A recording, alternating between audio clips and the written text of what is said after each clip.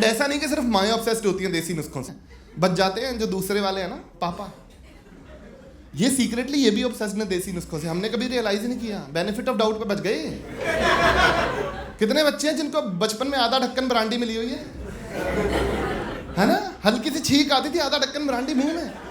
मेरे को पहली बार छींक आई, रात के 9:30 बजे का टाइम था, मेरे को हल्की सी छींक आई, पापा ने आधा ढक्कन ब्रांडी मिला दी।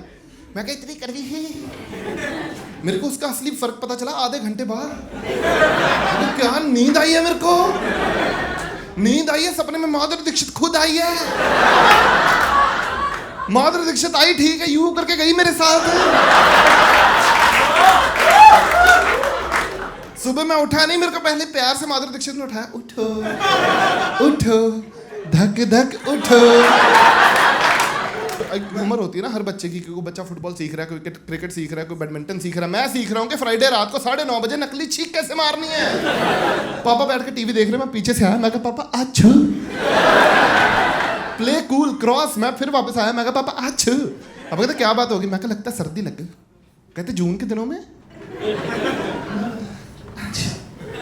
आधा ढक्कन ब्रांडी डन, नींद धक धक सब हुआ, पूरा प्रोसेस रिपीट। फिर पापा को मेरी स्कीम समझ आ गई, मुझे पता चल गया पापा चाबी कहाँ रखते हैं। पापा की ब्राउन ब्रांडी थी, वाइट रम हो गई एक दिन। पापा कहते ये कैसे हुआ, मैं कहा लगता है आछू।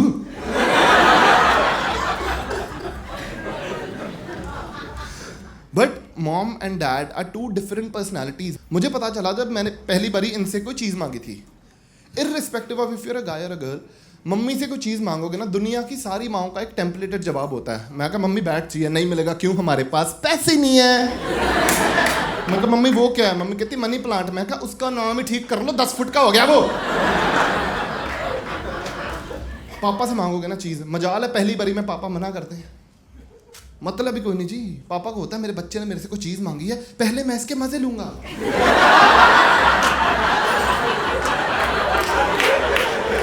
मैं कहा पापा बैट चाहिए, कहते क्या करेगा बैट के साथ।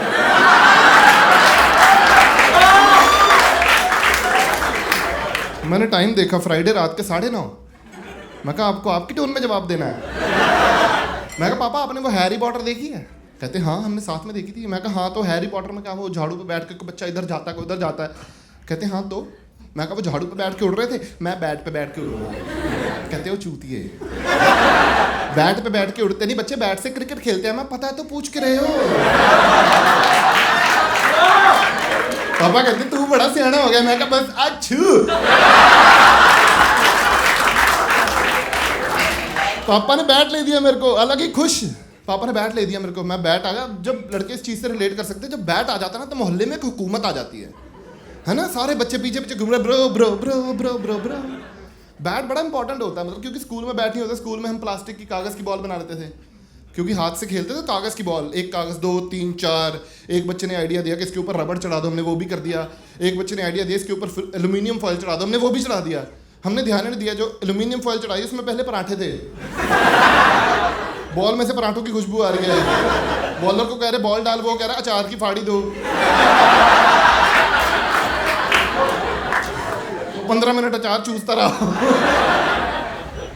बैट बड़ा इंपॉर्टेंट है। जब बैट आ जाता है ना तुम्हारे एक इज्जत होती है ग्राउंड के अंदर। मोगैम्बो कातिया वाली, किसी भी बच्चे को बोल सकता हूँ मैं, हेल मोगैम्बो बोल के मगरमच्छ के सामने कूद जा, वो कूद जाएगा। बैट इंपॉर्टेंट होता है, क्योंकि नॉर्मल क्रिकेट में होता है बट टॉस, जो टॉस जीता बैटिंग बॉलिंग डिसाइड ना। मोहल्ला क्रिकेट में बेस्ट, जिसका बैट उसकी बैटिंग।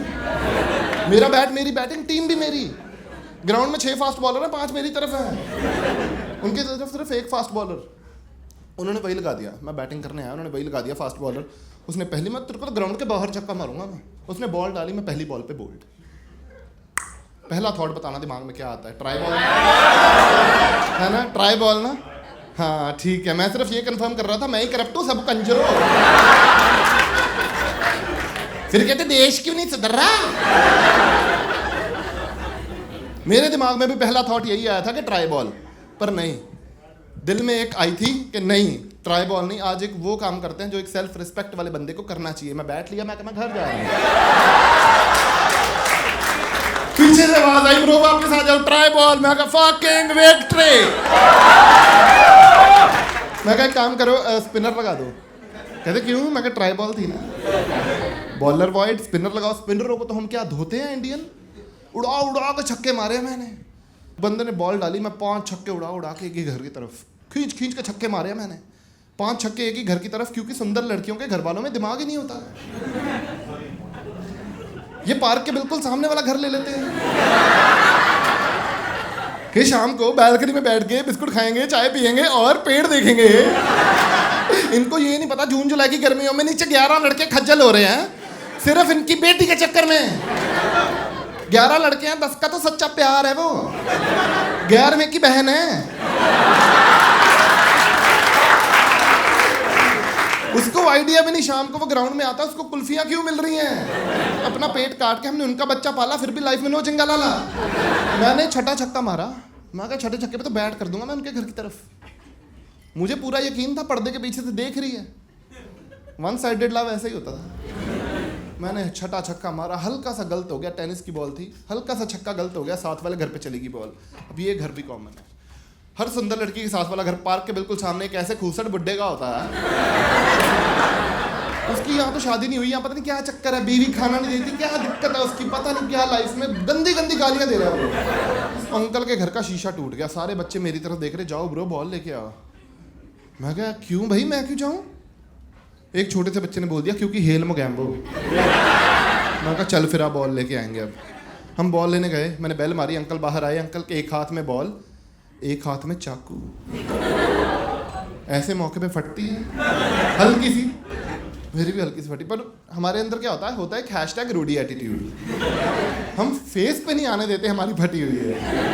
मैं अंकल बॉल देना। अंकल ने चाकू से बॉल फाड़ी, मेरे हाथ में दे दी। मैं कहा अंकल डोंट माइंड, पर ये क्या फुद्दू हरकत है? कहते सुनो अभी तो सिर्फ बॉल फाड़ी है।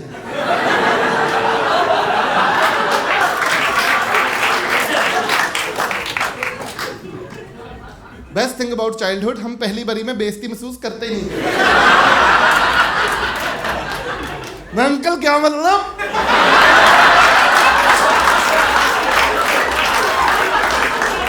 अंकल कहते बच्चे दिल पे हाथ रख के बोल, तेरे समझ नहीं आया। मैं चुपचाप पीछे को घूम गया। ए टिड्डा सा बच्चा कहता हेल मोगैम्बो। मैं तेरे थप्पड़, मैं उसके पीयर प्रेशर में फिर घूमा। अंकल जाली वाले दरवाजे तक पहुंच गए। मैं अंकल को बुलाया, मैं कहा अंकल जाते जाते एक बात सुन जाओ। अंकल अंदर से ही कहते हाँ। मैं अंकल इतने बड़े हो गए हो अभी भी लैन के बॉडी। अंकल कहते क्या मतलब? मैं कहा दिल पे हाथ रख के बोलना।